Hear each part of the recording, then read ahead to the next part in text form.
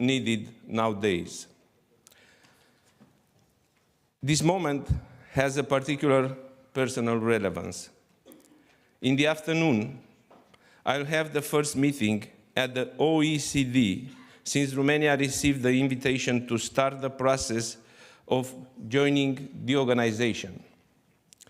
For us, the stake of joining the OECD is to complete a considerable process of modernizing Romania, already consolidated through the integration into the European Union and also through the accession to North Alliance.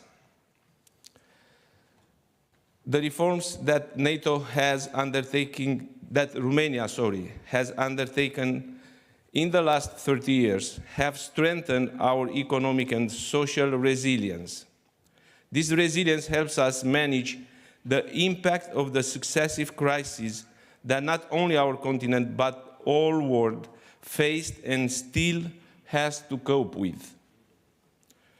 We have been confronted for many months with COVID pandemic and the transition from the crisis. This had repercussions in terms of supply and production chains. Since the end of the last year, other crises emerged and overlapped. I am referring here to the energy crisis, respectively, the impact of war in Ukraine. The illegal, unprovoked, and unjustified invasion of Ukraine by Russia determines us to consolidate international action and to deepening the European and Euro-Atlantic cooperation. Romania's response, similar to that of our like-minded partners, remains firm and clear, not only in terms of directly supporting Ukraine, but also as regards implementing restrictive measures decided with the main purpose of reducing to a maximum the sources of financing for the war machine of the Russian Federation. Romania offers a solid support platform for Ukrainian refugees, a hub for humanitarian assistance to Ukraine, the most efficient gateway for the transit of Ukrainian grain to the rest of the world, a safe haven for Ukrainian businesses that can and want to relocate temporarily. We do all this with a very deep conviction that by helping Ukraine, we protect our values and citizens from barbarism. However, no government will be able to lend a consistent and long-term support without having on its side businesses and civil society. I invite you all to remain engaged with financial support, projects, initiatives that will allow Ukraine to win the war. Ladies and gentlemen, the lessons learned during the past months is that dialogue, cooperation, and solidarity are the key not only in defining our values and way of life, but also in enhancing our resilience. Speaking of dialogue, I would like to insist on the need of avoiding falling into a trap of egotistic isolation. The COVID pandemic became a sort of accelerator for attitudes that equaled resilience with a return to protectionism. This is wrong. Though we need to change the paradigm, we have at the same time to maintain open channels and flows between the ones sharing the same values. In Europe at least, strategic dependencies such as the one on the Russian gas proved to be very damaging. It is time now to rethink priorities by reinvigorating ties in strategic sectors with like-minded partners. For this, dialogue is important, as we cannot establish win-win partnership without negotiations, compromise, or definition of common objectives for the long term. Dialogue is not important only between governments. Maintaining a fluid cooperation between government, business, and citizens safeguards stability of decision as well as social peace. Crises challenge societies and economies, sometimes to the limits. This is why staying inclusive, keeping open all the communication channels, can make the differences between success and failure. Ladies and gentlemen, we cannot agree that these multiple crises, geopolitical, economic, with inflationary pressures, post-pandemic, are a cause for concern for citizens, for the societies we serve.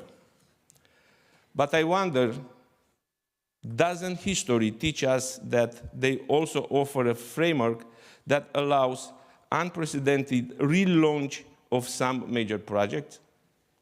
Aren't they the decisive factor to innovate and bring added value to the supply chain and the products we put on the market?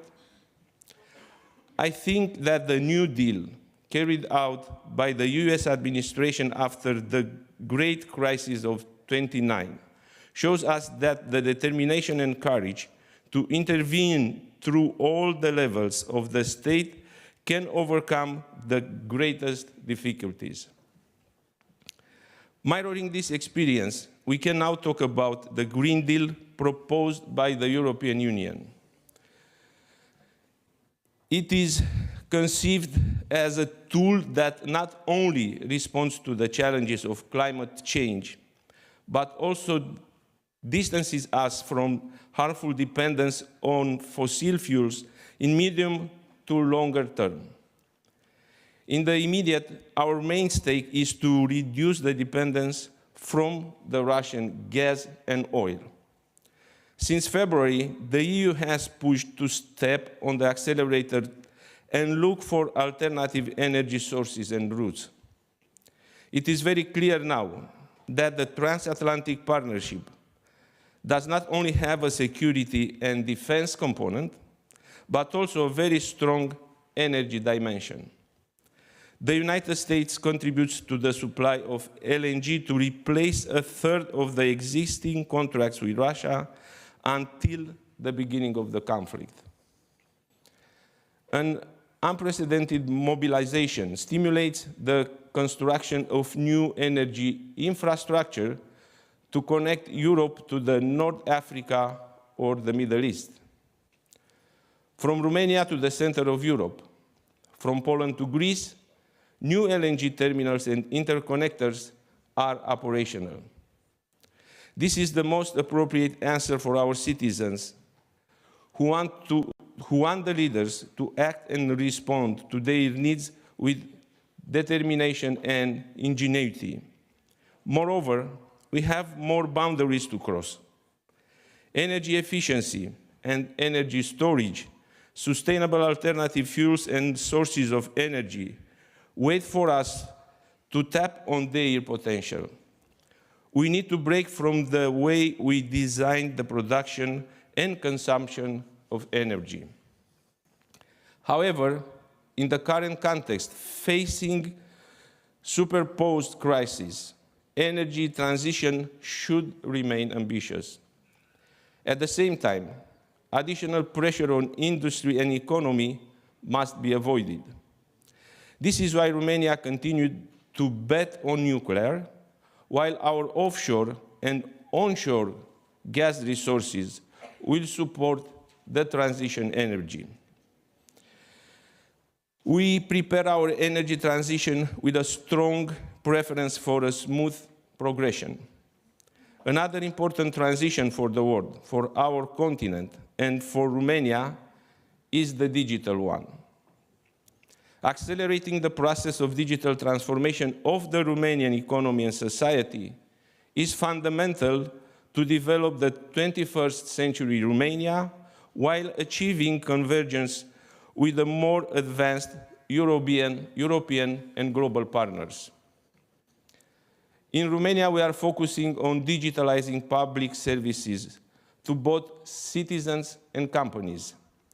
The main objective is to contribute to the public administration and society, increasing performance and efficiency in the public sector by creating value based on digitalization, innovation, and digital technologies.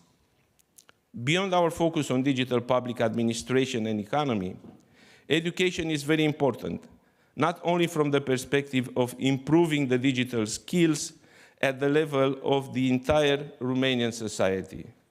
Educational process themselves require the integration of technology transversally. In a digitalized society and economy, the cybersecurity component is crucial. Beyond the national capabilities, Romania will also host the European Cybersecurity Competence Center. This is of particular importance considering the war in Ukraine and the risk of intensified hybrid threats.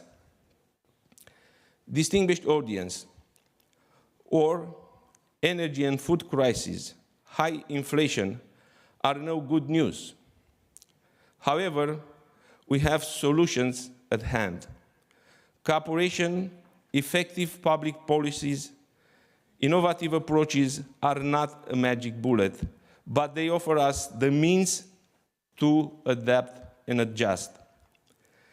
In the case of Romania, the efforts are channeled towards investments and support of the most affected by the crisis. In spite of inflation and high energy prices, Romania's economy has proved its resilience against this challenging backdrop, being among the best performing in the EU in the third quarter of 2022, with an output growth for this year projected at around 5%. On the longer term, the main factor that will influence the evolution of GDP is the capital accumulation by continuing the implementation of viable investment projects and starting new ones, boosted at a large extent through EU funds. That is why one of the top priorities of my cabinet is to have an open collaboration between investors and the government with a view to find together the best solution for development. I trust that today's dialogue gives us and gives you already some ideas. Please be assured that you will always find open interlocutors and partners in Bucharest. I would like to thank you for your attention, and also I would like to appreciate that I have the chance to listen what the predecessors, speakers have shared with you, and I will take with me that we have to be disciplined, we have to be cautious, and also we have not to put the eggs in only one basket. So thank you very much for listening, and I'm wishing you great success through the whole conference. Thank you very much.